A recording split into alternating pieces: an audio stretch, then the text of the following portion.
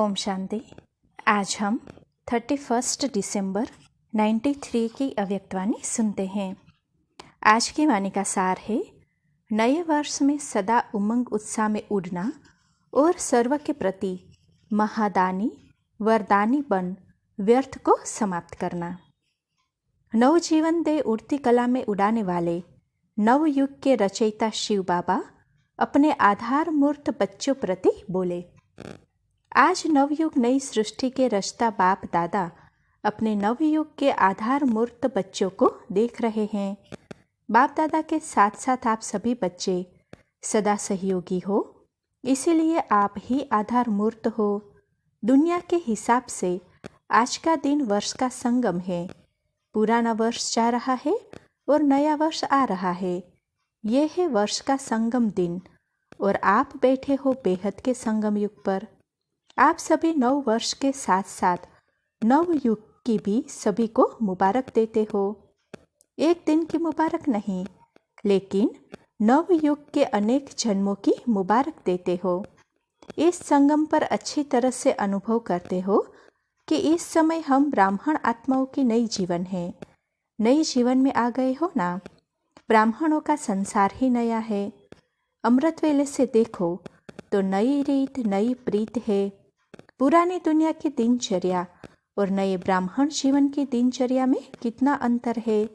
सब नया हो गया, स्मृति नई, वृत्ति नई, दृष्टि नई, सब बदल गया ना। और नई जीवन कितनी प्यारी लगती है। वैसे भी नई चीज़ सबको प्यारी लगती है। पुरानी चीज़ छोड़ना चाहते हैं और नई चीज़ लेना चाहते हैं।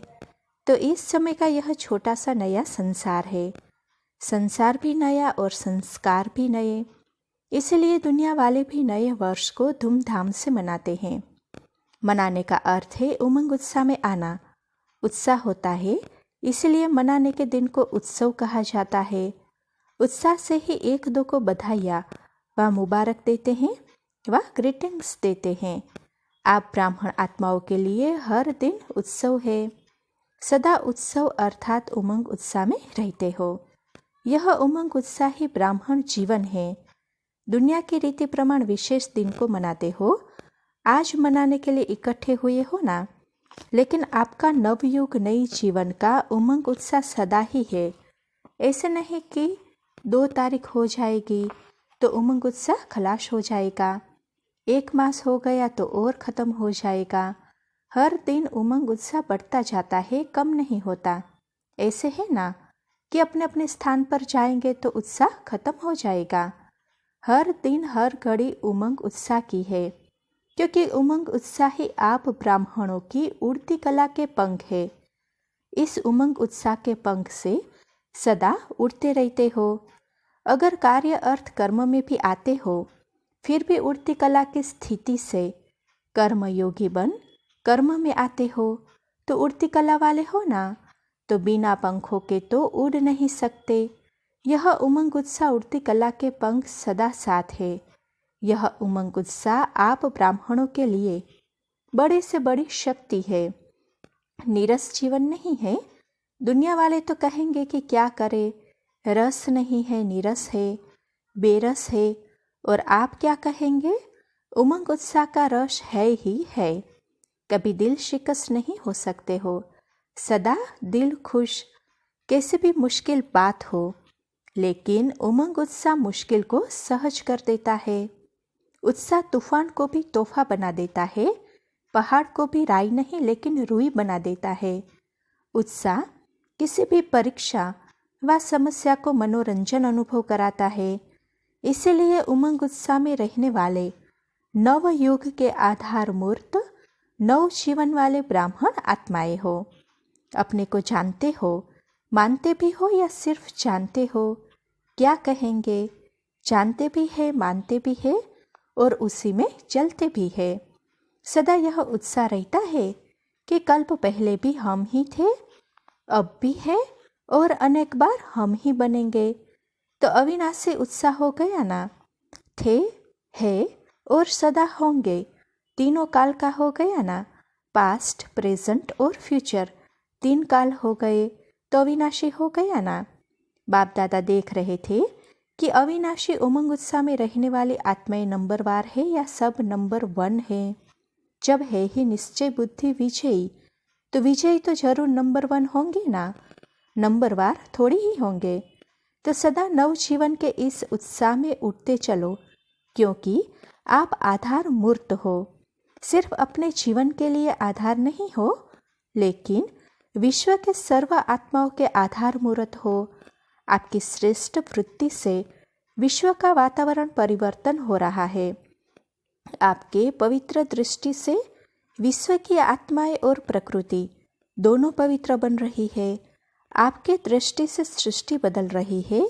आपके श्रेष्ठ कर्मों से श्रेष्ठाचारी दुनिया बन रही है। तो कितनी जिम्मेवारी है। विश्व की जिम्मेवारी का ताज पहना हुआ है ना, कि कभी भारी लगता है तो उतार देते हो। क्या करते हो? जो डबल लाइट रहते हैं उनको ये जिम्मेवारी का ताज भी सदा लाइट अनुभव होगा, भारी नहीं लगेगा। इस समय के ताजधारी भविष्य के ताजधारी बनते हैं। तो नए वर्ष में क्या करेंगे? अव्यक्त वर्ष भी मनाया। अव्यक्त वर्ष अर्थात फरिश्ता बन गए कि अभी बनना है। फरिश्ते क्या करते हैं? अव्यक्त का अर्थ ही है फरिश्ता। वर्ष तो पूरा किया तो फरिश्ता बने ना कि नहीं? अव्यक्त वर्ष अभी लंबा कर दे, 2 वर्ष का 1 वर्ष बना दे, अभी और आगे बढ़ना है ना। अव्यक्त वर्ष मनाया, अब फरिश्ता बनकर क्या करेंगे?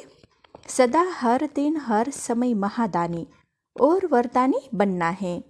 तो यह वर्ष महादानी वरदानी वर्ष मनाओ। जो भी संबंध संपर्क में आए उस आत्मा को महादानी बन कोई न कोई शक्ति का, ज्ञान का, गुण का दान देना ही है। तीनों खजाने कितने भरपूर हो गए हैं। ज्ञान का खजाना भरपूर है कि थोड़ा कम है। मास्टर नॉलेजफुल हो ना, तो ज्ञान का खजाना भी है, शक्तियों का खजाना भी है और गुणों का खजाना भी है। तीनों में संपन्न हो कि एक में संपन्न हो, 2 में नहीं। वर्तमान समय आत्माओं को तीनों ही बहुत आवश्यकता है। सारे दिन में कोई न कोई दान देना ही है, चाहे ज्ञान का, चाहे शक्तियों का, चाहे गुणों का, लेकिन देना ही है। महादानी आत्माओं का बिना दान दिए हुए कोई भी दिन न हो। ऐसे नहीं वर्ष पूरा हो जाए और कहो हमें तो चांस नहीं मिला। चांस लेना भी अपने ऊपर है कि चांस देने वाला दे तब चांस ले सकते हैं, या स्वयं भी चांस ले सकते हैं। लेना आता है कि कोई देवे तो लेना आता है। कोई चांस नहीं देगा तो क्या करेंगे? देखते सोचते रहेंगे। सारे दिन में चाहे ब्राह्मण आत्माओं के, चाहे अज्ञानी आत्माओं के संबंध संपर्क में आते तो हो ना। जिसके भी संबंध संपर्क में आओ उनको कोई न कोई दान अर्थात सहयोग दो। दान शब्द का रूहानी अर्थ है सहयोग देना। तो रोज महादानी वरदानी बन वरदान कैसे देंगे? वरदान देने की विधि क्या है? आपके जड़ चित्र तो अभी तक वरदान दे रहे हैं। तो वरदान देने की विधि है, जो भी आत्मा संबंध संपर्क में आए उनको अपने स्थिति के वायुमंडल द्वारा और अपने वृत्ति के वाइब्रेशन द्वारा सहयोग देना, अर्थात वरदान देना।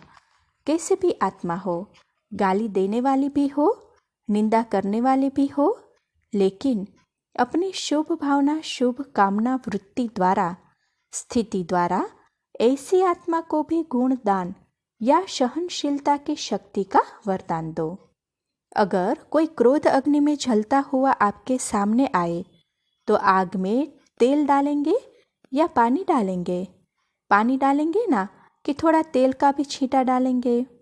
अगर क्रोधी के आगे आपने मुख से क्रोध नहीं किया, मुख से तो शांत रहे, लेकिन आंखों द्वारा, चेहरे द्वारा क्रोध की भावना रखी, तो भी तेल के छींटे डाले। क्रोधी आत्मा परवश है, रहम के शीतल जल द्वारा वरदान दो। तो ऐसे वरदानी बने हो कि जिस समय आवश्यकता है उस समय सहन शक्ति का तीर नहीं चलता है। अगर समय पर कोई भी अमूल्य वस्तु कार्य में नहीं लगी तो उसको अमूल्य कहा जाएगा। अमूल्य अर्थात समय पर मूल्य कार्य में लगे। तो ईश्वर क्या करेंगे? महादानी वरदानी बनो। चैतन्य में संस्कार भरते हो तब तो जड़ चित्रों द्वारा भी वरदानी मूर्त बनते हो। संस्कार तो अभी भरने हैं ना, कि जिस समय मूर्ति बनेंगे उस समय भरेंगे। महादानी वरदानी मूर्त बनने से व्यर्थ स्वतः ही खत्म हो जाएगा, क्योंकि जो महादानी है वरदानी है, दूसरे को देने वाले दाता है। तो दाता का अर्थ ही है समर्थ। समर्थ होगा तब तो देगा। तो जहाँ समर्थ है वहाँ व्यर्थ स्वतः ही खत्म हो जाता है। समर्थ स्थिति है स्विच ऑन होना। जैसे स्थूल लाइट का स्विच ऑन करना अर्थात अंधकार को समाप्त करना, ऐसे समर्थ स्थिति अर्थात स्विच ऑन करना। तो स्विच ठीक है या कभी ठीक कभी लूज हो जाता है या फ्यूज हो जाता है। ऑन करना तो आता है ना। आजकल तो छोटे छोटे बच्चे भी स्विच ऑन करने में होशियार होते हैं। टीवी का स्विच ऑन कर देते हैं ना, तो स्विच ऑन होने से एक एक व्यर्थ संकल्प को समाप्त करने की मेहनत से छूट जाएंगे। अव्यक्त फरिश्तों का यही श्रेष्ठ कार्य है। और क्या नवीनता करेंगे? ये अव्यक्त वर्ष में अपना चार्ट रखा था कि कभी रखा कभी नहीं रखा, कभी कभी वाले बने या सदा वाले बने, कभी कभी वाले ज़्यादा है। इस नए वर्ष में नया चार्ट रखना। क्या नया चार्ट रखेंगे? 4 सब्जेक्ट को तो अच्छी तरह से जानते हो, तो इस वर्ष का यही चार्ट रखना कि चारों ही सब्जेक्ट में, चाहे ज्ञान में, चाहे योग में, चाहे धारणा में, सेवा में, हर सब्जेक्ट में हर रोज़ कोई न कोई नवीनता लानी है।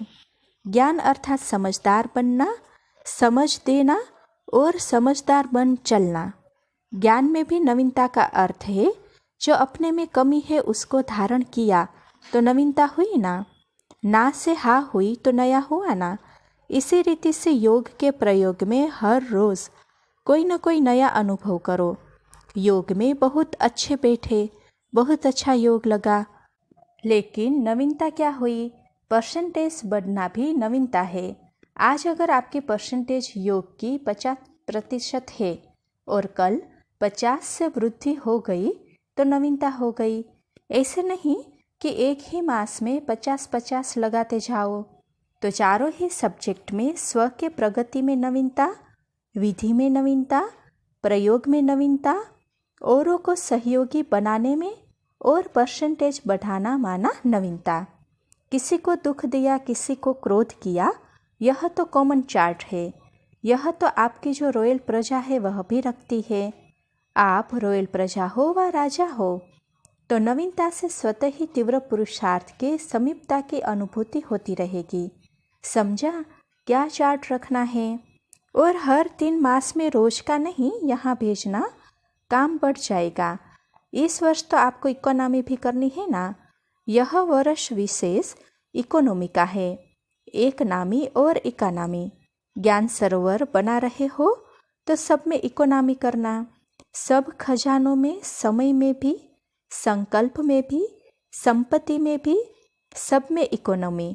तो हर 3 मास का स्वयं ही साक्षी होकर चार्ट चेक करके शॉर्ट में अपना समाचार देना। हर 3 मास में देखना प्रगति है या जैसे है वैसे ही है। गिरती कला में तो नहीं जाना, लेकिन ऐसे भी नहीं कि जैसा है वैसे ही हो। पुरुषार्थ में मिडगेट नहीं बनना। मिडगेट अच्छा लगेगा, ऐसे नहीं कहना कि चाहते तो थे लेकिन क्या करे, क्या क्या नहीं कहना। ब्राह्मणों की यह भाषा है, क्या कह रहे, कैसे करे, ऐसा करे तो क्या। लेकिन दूसरों को भी सहयोग दो कि ऐसा करो। समझा क्या चार्ट रखना है? अब देखेंगे कौन कौन क्या क्या करता है। बाप दादा स्नेह के कारण नाम अनाउंस नहीं करते हैं, किसने क्या क्या किया जानते तो है ना। आजकल टीवी का फैशन है, तो बाप दादा के पास भी टीवी है। बाप दादा जानते हैं जो पिछले वर्ष काम दिया वो किसने कितना किया। नाम अनाउंस करे, हाफ कास्ट कितने रहे, फुल कास्ट कितने रहे। तो इस वर्ष महादानी वरदानी मूर्त स्वयं प्रतिभि और सर्व प्रतिभि बनो और हर रोज कोई न कोई नवीनता अर्थात प्रोग्रेस अवश्य करो। तो ये हुआ स्व के पुरुषार्थ के प्रति। सेवा में क्या करेंगे? सेवा में भी नवीनता लानी है ना। मेले भी बहुत कर लिए, प्रदर्शनियाँ तो अनगिनत कर ली, सेमिनार कॉन्फ्रेंस भी बहुत की। अभी आवाज़ बुलंद करने वाले माइक तो तैयार करने ही हैं, लेकिन उसकी विधि क्या है? वैसे पहले भी सुनाया है, लेकिन किया कम है। सेवा के रिजल्ट में देखा गया कि बड़े निमित्त आत्माओं को समीप लाने के पहले, चाहे कोई नेता है, चाहे कोई बड़े इंडस्ट्रियलिस्ट है, चाहे कोई बड़े ऑफिसर है, लेकिन उन्हों को समीप लाने का साधन है, उन्हों के सेक्रेटरी को अच्छी तरह से समीप लाओ। आप लोग बड़ों के ऊपर टाइम देते हो, वो अच्छा अच्छा कहकर फिर सो जाते हैं। उन्हों के लिए जगाने के लिए इतना टाइम तो मिलता नहीं, न वो देते हैं न आप जा सकते हो। इसीलिए सेक्रेटरी जो होते हैं वो बदलते भी नहीं हैं, बड़े तो सब बदलते भी जाते हैं। आज एक मिनिस्टर की सेवा करते हो, कल वो प्रजा बन जाता है। सेक्रेटरी काफ़ी सहयोगी बन सकते हैं। तो किसी भी वर्ग की सेवा में इस वर्ष विशेष सेक्रेटरी, मैनेजर्स या प्राइवेट असिस्टेंट जो भी शक्तिशाली हो, बड़ों के समीप हो, उन आत्माओं की सेवा विशेष करो। दूसरी बात, पहले भी इशारा दिया है कि वर्तमान समय कम खर्चा और नाम वाला की उसी विधि से जो भी छोटी या बड़ी संस्थाएं हैं, एसोसिएशंस है, उन्हों से संबंध संपर्क रखो। बनी बनाई स्टेज पर नाम वाला करो। कम खर्चा नाम वाला करते हो, लेकिन और तीव्र गति से। हर देश में या हर गांव में या हर जिले में जो भी भिन्न भिन्न प्रकार के एसोसिएशंस है या बहुत वर्ग के कार्य करने वाले हैं, कॉन्फ्रेंस करने वाले हैं या सम्मेलन करते हैं, तो बनी बनाई स्टेज पर संदेश दो, तो समय और मेहनत दोनों बच जाएगी। अभी इसको तीव्र गति में लाओ। चेक करो कि जिस देश के या जिस स्थान के निमित्त बने हैं, उस स्थान की कोई भी संस्था वंचित रह नहीं जाए, क्योंकि वर्तमान समय वायुमंडल परिवर्तन हो गया है। अभी डर कम है, स्नेह ज़्यादा है। अच्छा मानते हैं, अच्छा बनते नहीं हैं, लेकिन अच्छा मानते हैं। इसलिए इस दो प्रकार की सेवा को और अंडरलाइन करो तो सहज माइक तैयार हो जाएंगे। नया वर्ष शुरू किया है तो नया विधि और विधान भी चाहिए ना।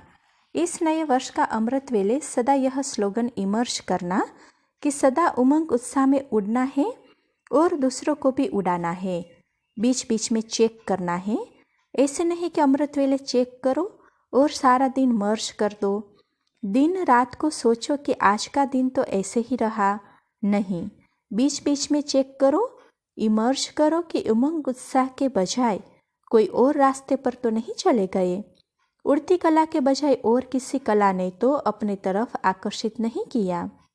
अच्छा, चारों ओर के नवजीवन अनुभव करने वाले सर्व ब्राह्मण बच्चों को, सदा नवयुग के आधार मूर्त श्रेष्ठ आत्माओं को, सदा संकल्प बोल और कर्म द्वारा महादानी वरदानी आत्माओं को, सदा स्वयं की स्थिति द्वारा औरों की परिस्थिति को भी सहज बनाने वाले समर्थ आत्माओं को, सदा हर दिन स्वयं में प्रगति अर्थात नवीनता अनुभव करने वाले समीप आत्माओं को, सदा इकोनॉमी और इकोनॉमी करने वाले बाप समान समीप आत्माओं को बाप दादा का याद प्यार और नमस्ते।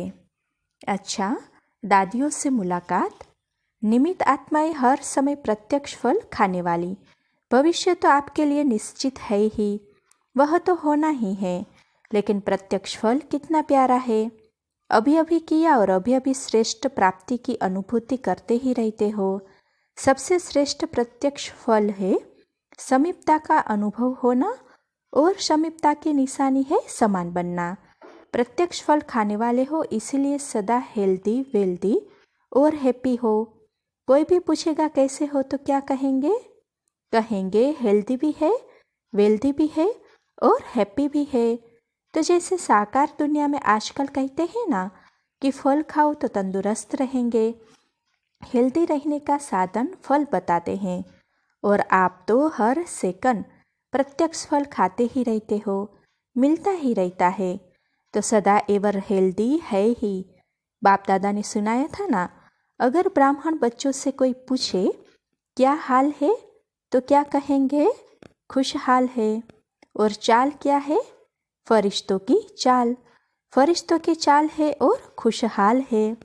सभी ऐसे हो ना, या कोई हालचाल में फर्क पड़ जाता है?